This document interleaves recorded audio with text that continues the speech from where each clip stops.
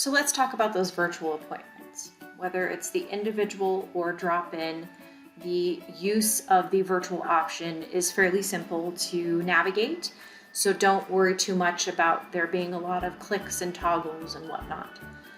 Click on the appointment and then of course click on the Start or Join Online Consultation.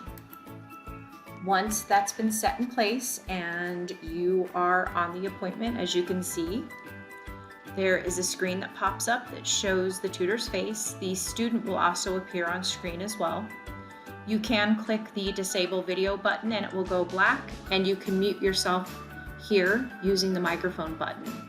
This button here makes the video larger, so if you want to see the person a little more clearly, you can. The white space is where we actually work with the paper itself.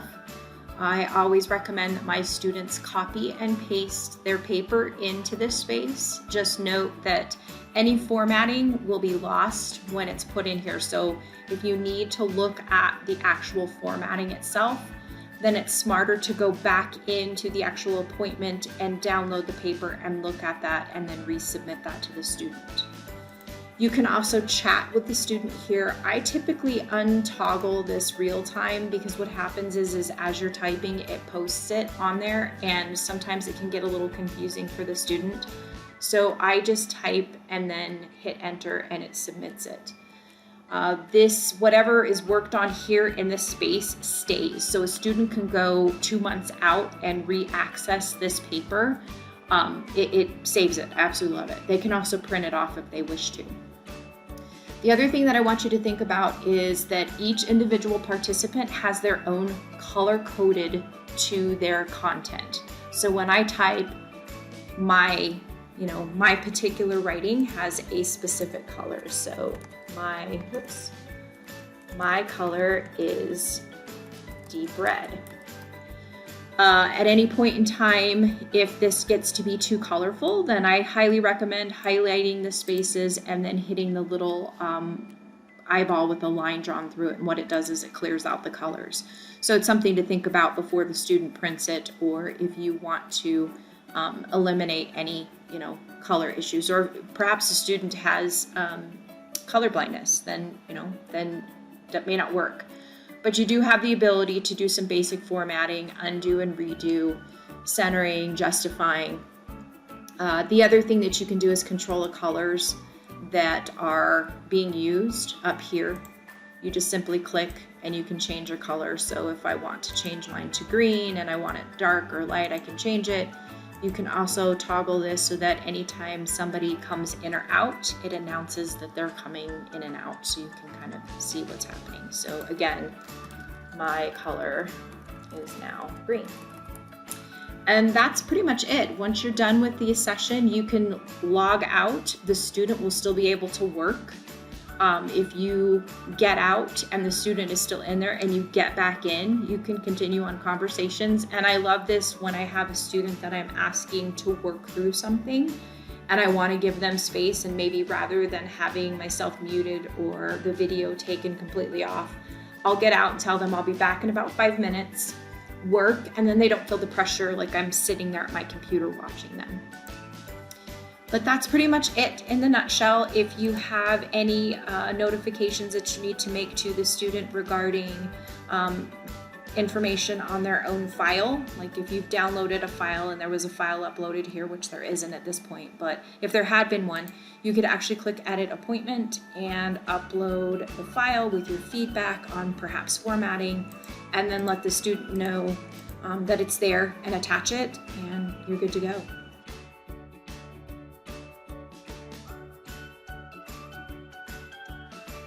Okay, let's talk about the drop and go slots. So drop and go does not require us to directly interact with the student. There's no virtual meeting, there's no face-to-face meeting. The student simply gets in, uploads their paper, responds to all the information associated with the reason for the appointment, and then we receive an email saying the student has uploaded a draft and that we need to take a look at it. There are 4 options each week for students to upload, and if we need more, we'll add more. But at this point in time, all you do is click on the actual appointment itself, and then you're going to scroll down and download the actual file itself. And that's the file that you're going to work with. Once you've actually interacted with it and you've done your feedback, and depending on your choice, you can either do feedback within the draft, or you can just do notations within it and then create a separate letter that you kind of summarize all of their information in terms of what they need to be doing with the paper and submit that as well. But what you're going to do is, once we're done looking at the actual paper, you're going to get in and click Edit Appointment. You're going to go to the bottom and then make sure that you upload the revised draft or the draft that has the feedback in it. You can also upload, another file that has a letter to the student kind of addressing all of the issues. Make sure that you click Yes and Attach, and what that does is it notifies the student that there's feedback for them. It attaches the document to that email, so they can either get back in here and look at the feedback or open up the file that's actually attached to their email. And then when you're done, you're going to click Save Changes. And so what that's done is it's shown that we've completed the appointment. The student can now access the information that we've given them, and I tend to try and mark my feedback as feedback so they can differentiate between the file that they've uploaded and the files that I've uploaded. And then back here at the top, we need to finish out this session, so we're going to add a new post-session report. Choose the length of the appointment. This one, it doesn't really matter just because, of course, it's a drop and go. But you're going to complete the assignment name, the instructor's name, the due date, what areas were covered. And then this is the area where we kind of outline specifically what the student needs to work on. So if they need to work on revising the thesis statement, we would include that. If the student needs to focus on reorganizing the structure of the paper, or if they have to hit specific guidelines within the assignment, we're going to detail those out here and be very specific. If you find that a student does need a follow-up appointment, you can recommend one. Whether or not they choose to do it is completely up to them. And then this section is super important. So when the student filled out their form, their appointment form back here, there was a section where they included the instructor's email. Make sure that you copy this when you go to get in, and then make sure to paste it here, because we want this report to not only go to the student, which it's automatically toggled, we want it to go to their instructor as well. And you can attach copies of whatever it is that you've given students feedback on. It could be the draft, it could be a letter. This is a great way to also document with the instructor that perhaps the student isn't quite understanding the assignment, or that the student is going to need a little extra TLC from the instructor.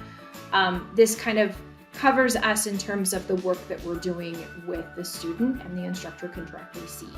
And then of course we're going to click Save Report, and then what it's going to do is document it and save it, and it shows that that student has shown up.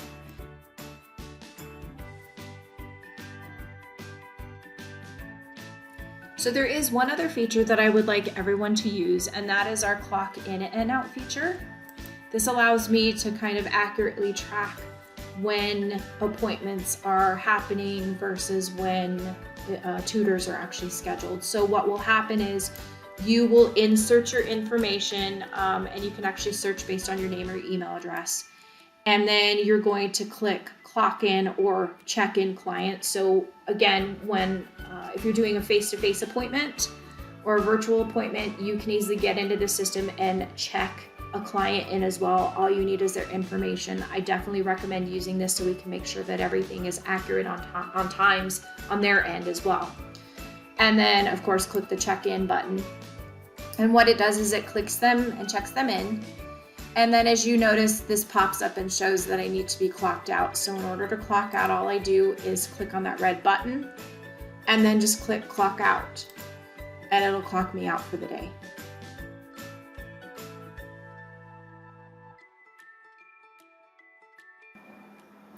So I wanted to take a few moments to talk about a couple of things that we need to focus on when it comes to in-person and virtual appointments.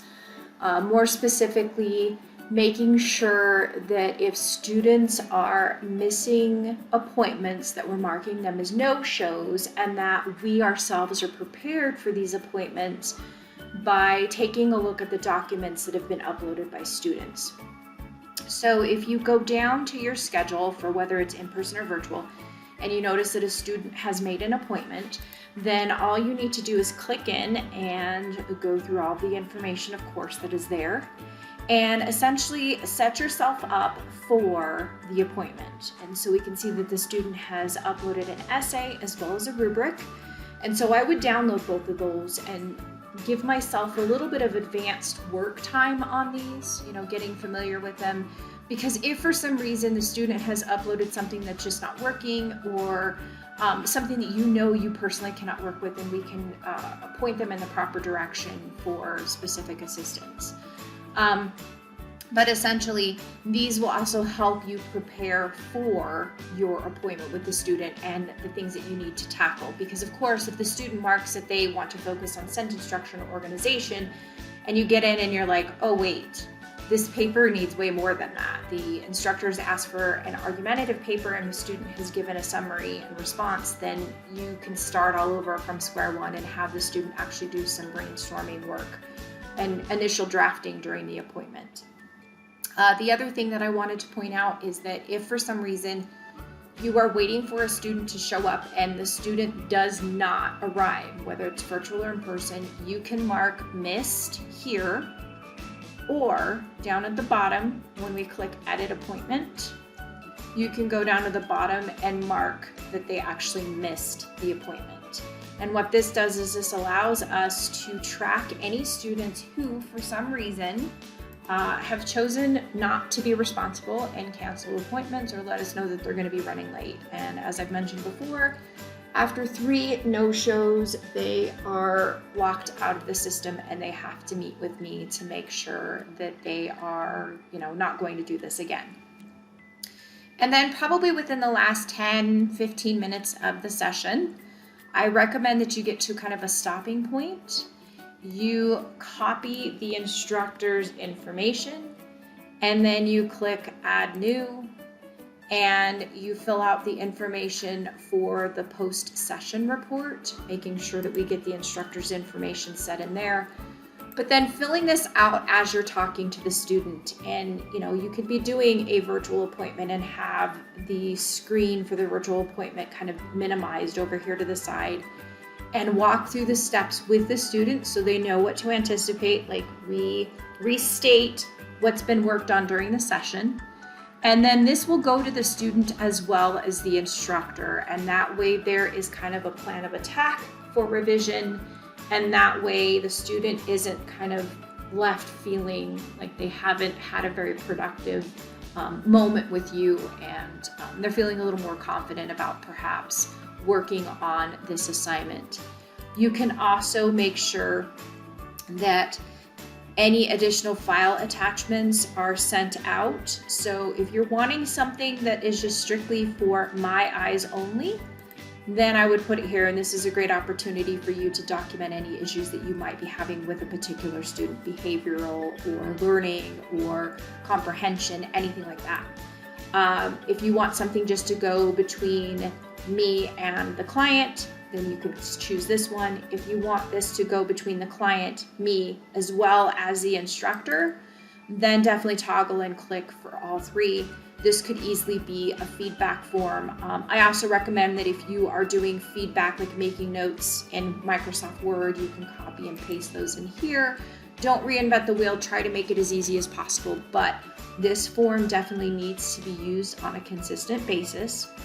If for some reason the student shows up and says, hey, I have an appointment, but I need to change it, we can easily go down and cancel the appointment, get in and remake the appointment for a date or a time that works best for them.